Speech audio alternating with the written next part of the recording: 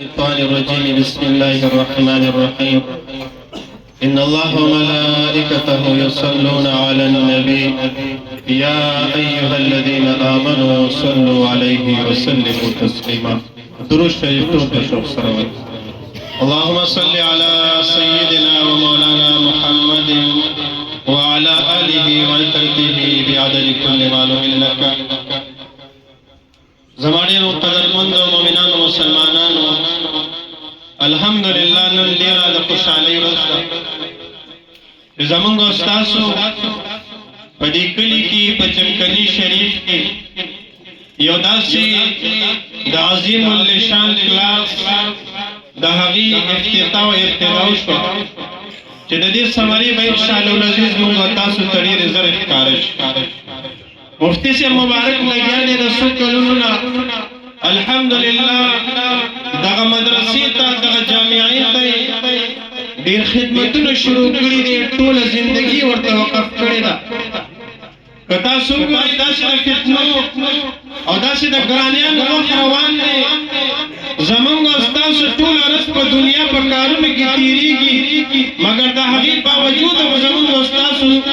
هغه د کور خرچې نه برابرېږي او مفتی سے مبارک لگیا نے ندی گرانی پر دور کی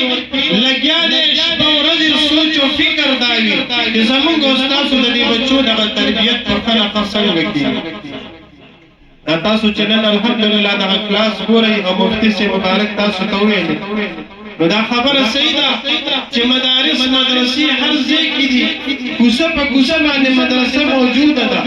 خود دغا زیکی چه دغا کلاس افتتاح شوا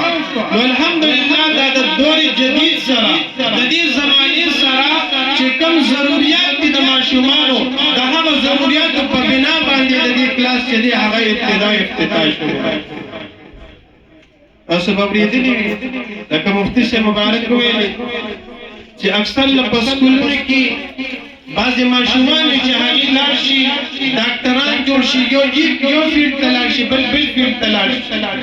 خو دا خبره به تاسو ته پته وي چې کله کله یو د سکول نه فارغ شي او تعلیم وکړي او د ایجوکیشن ته راځي استاذۍ ته راځي سکول کې استاذ لګېږي نو د هغې دپاره بیا خپل یو بل ډیګري ده چې دی به هغه ډیګري حاصلوي لکه موږ تاسو پېژنو بي ایډ ورته ویلی کېږي ایم ایډ ورته ویلی کېږي بي ایډ څه ته وایي چې کوم په ایجوکیشن کې په تعلیم په ښودلو چې کوم طریقې دي هغه طریقې پکې موږ ته ښودلی شي لکه تاسو به اورېدلی پی ټي سي ټریننګ پی ټي سي ټریننګ د څه لپاره کېږي چې دی اوس راغو سکول کې به ماشومانو ته سبق ښایي نو دغه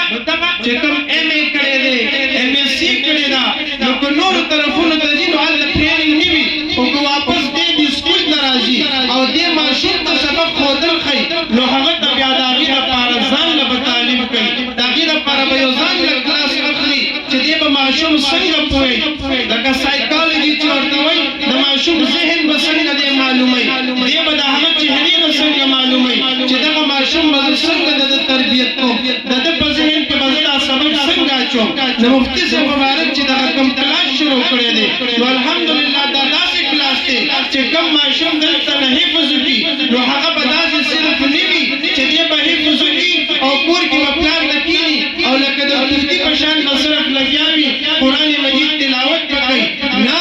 الحمدلله که زمونږ ستاسو بچی د دې مدرسې نه حفظ وکړي دې کلاس کې ناسته کړې وي نو دی به دومره اهل وي چې ده ته به د مزید ټریننګ ضرورت نه وي دی به لګیا وي لکه څنګه چې د دې مدرسې څلور ماشومانان الحمدلله فارغ شوي دي او په دغه مدرسه کې درس او تدریس کوي نو زمونږ ستاسو دغه بچی به داسې اهل وي چې دی به بله مدرسه کې چې دې ماشومانو ته د حفظ کلاس کوي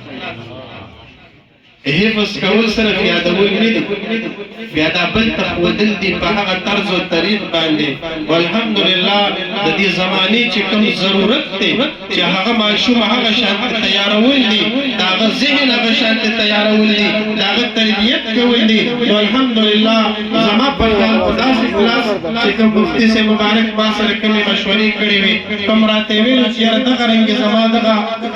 ارادي دي چې زه دې ماشومانو ته داسې دغه سبق وښیم نو انشاءالله العزیز که هغه اپلای شي دغه زموږ او ستاسو ماشومان به د زمانې ښایسته قرا جوړېږي نیک عمله به جوړېږي صالحه به جوړېږي د خپلو والدینو د سترګو یخوالی به جوړېږي اله العالمین دې دغه جامعې ته او دغه کلاس ته د دغه ماشومانانو ته ډېرې کامیابیانې سره د مفتي صاحب مبارک